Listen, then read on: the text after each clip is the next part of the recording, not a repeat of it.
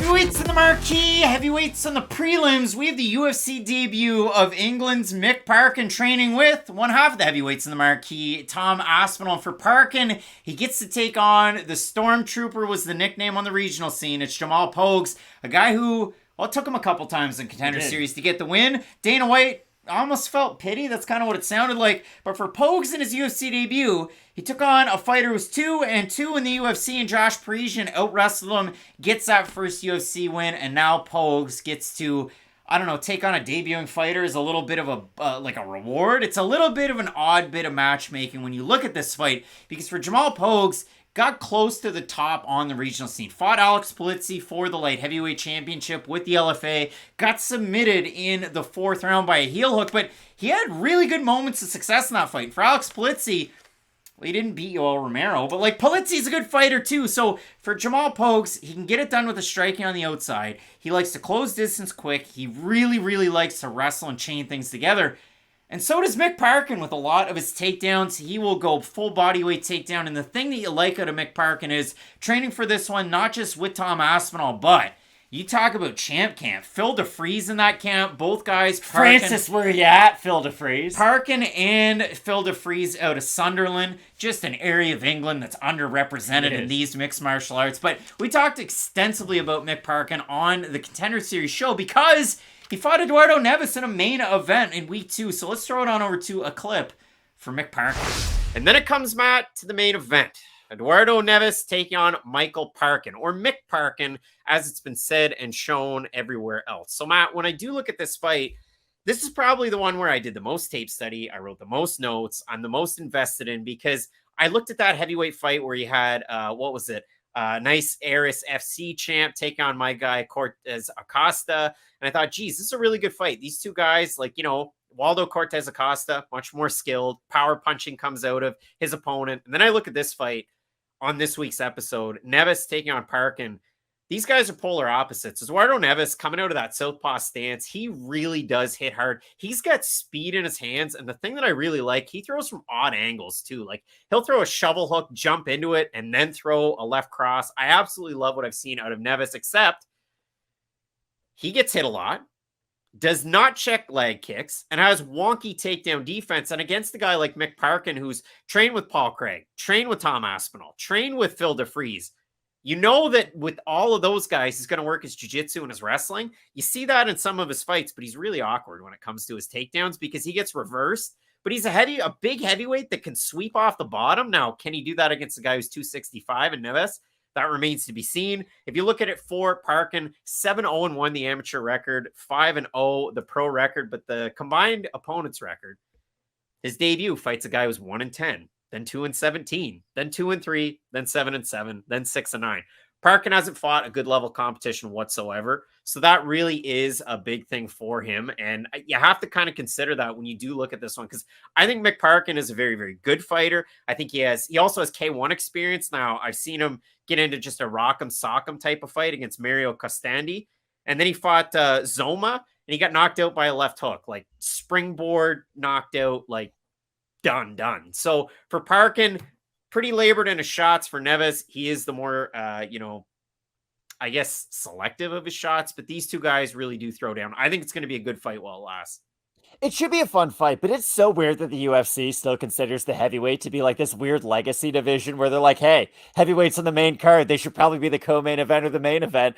I think Eduardo is going to win this fight any single way it goes, though, if I'm being completely honest. I do think Parkin's the better grappler. Don't get me wrong. He has the better wrestling. He's very heavy on top. And like you said, he does have a good ability to kind of float even for a bigger guy in the heavyweight division with his jiu-jitsu.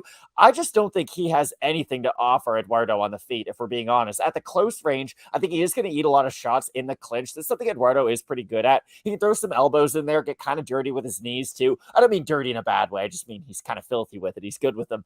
And I just don't know what Parkin's going to do if he isn't able to get that takedown. And even if he is able to wrestle his way to a round 1 victory, let's say, is that going to help him more than it hurts him? Because his cardio is a little bit suspect as fights go late, and against a guy like Eduardo, who does carry his power deep into fights, he's not just one of these heavyweights who can only get a knockout really early. I do worry about Parkin and just how is he going to have sustained levels of success in this matchup. So as you'll remember on that show, the winners in the episode, D. Gomes, she's 2-1 in the UFC now.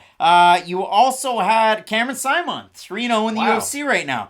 How about Jesus Aguilar? What an episode! 2-1, and also you had Osteron's own Darius Flowers, who was in the comments section. Now, another thing to note. So you have fighters with 3 fights of experience after that episode. Flowers hasn't fought because of what I just mentioned, some USADA complications. Mick Parkin also hasn't fought, and I had a heavy dose of COVID when we were doing that episode. Wow. So a lot of things to remember from last August. Time. Now, Matt, when we look at Mick Parkin's fight against Neves, why are you doing the Ali shuffle, Neves? Like, what are you doing? It was a weird performance. Parkin got hit quite a bit. He landed some big glancing blows of his own. He ends up getting the takedown. He ends up getting the finish. Both these two guys, Matt, fight very, very similar to one another. They do, and I don't want to be overcritical of Mick Parkin, but I am a little bit concerned about how he's going to be able to blend his wrestling and his grappling in a lot at the UFC level, and this is why I say it. He's got hit a lot on the regional scene to where he does hold a very high posture. It's something we've talked about. In kickboxing and in MMA. Exactly, and for Parkin, again, I do think he's a talented heavyweight. He does have a very good skill set. He fights like a guy who is a little bit smaller than he is because he's a big heavyweight, but I do think his hitability on the feet is going to hold him back to a certain level at the UFC, because for Parkin, he's someone who makes you feel his presence and doesn't always make guys quit, but you get the idea. He's going to hit you with a few good shots on the feet. He's a very physically strong guy, and like we saw in Contender Series, if he gets the back and if he's able to get under the chin, he has a great RNC, and he does have very high-level submissions outside of just the rear naked choke. But for Parkin, you can look at the 6-0 and almost get carried away with it, right? You have an undefeated heavyweight. He's fighting not in his hometown, but very close to it. So for Parkin, I just don't know if his hitability factor is going to be too much, because yes, Jamal might not be the guy who's going to take advantage of it. He's much more high volume takedowns over just massive shots from the outside. But for Parkin, that's something that does concern me a little bit as to where his overall ceiling is, because I do like his grappling, I do like his wrestling, but on the feet, outside of some of those bigger one-punch shots, I do think he's going to struggle in some more elongated exchanges on the feet. Now, luckily, he's not fighting Stipe in his debut, so you do have a little bit of time to build, but I do think Pogues, with his wrestling style, is at least going to be able to get close to Parkin in this matchup. And if he can get close to Parkin, that means not only can he take him down, he could probably hit him too. Well, and that's a tricky one. I mean, we're going to see who's able to outlast in this matchup. And you talk about both these guys being big, but they're both quite fleet of foot when they're in the octagon. I think Pogues is a good build for this weight class. He's odd because I thought even though he had a fight at heavyweight on Contender Series, he popped back down to light heavyweight. And for Mick Parkin, watching him fight, I think, geez, this guy's big, but he's trimmed down a little bit, and he looks like a guy that could also make a move to light heavyweight. The level of competition that Parkin took on the regional scene started off 1-10, 2-17, 2-3, 7-7, 6-9, and then Neves, who was 5-0 over on Contender Series, who landed a good right hand, and I'm not joking, Ali shuffled his way to a loss. So this should be a very interesting fight. Jamal Pogues is favored to get the win in the matchup. We have a look at the Topology votes. Surprise to us there to you. I'm going to say over under 75% Jamal Pogues going into enemy territory. I genuinely think they're going to be over. I think it'll be like 80. It's under. Oh my gosh! 765 total votes. 71% Parkin. Sunderland, stand up. 26% by decision. 31% by submission. 37% by knockout. For the 29% that have Pogues, 71% by decision. You know why? You know why? No, I don't, honestly. Because Jamal Pogues training at Syndicate, but he also trains out of the PI.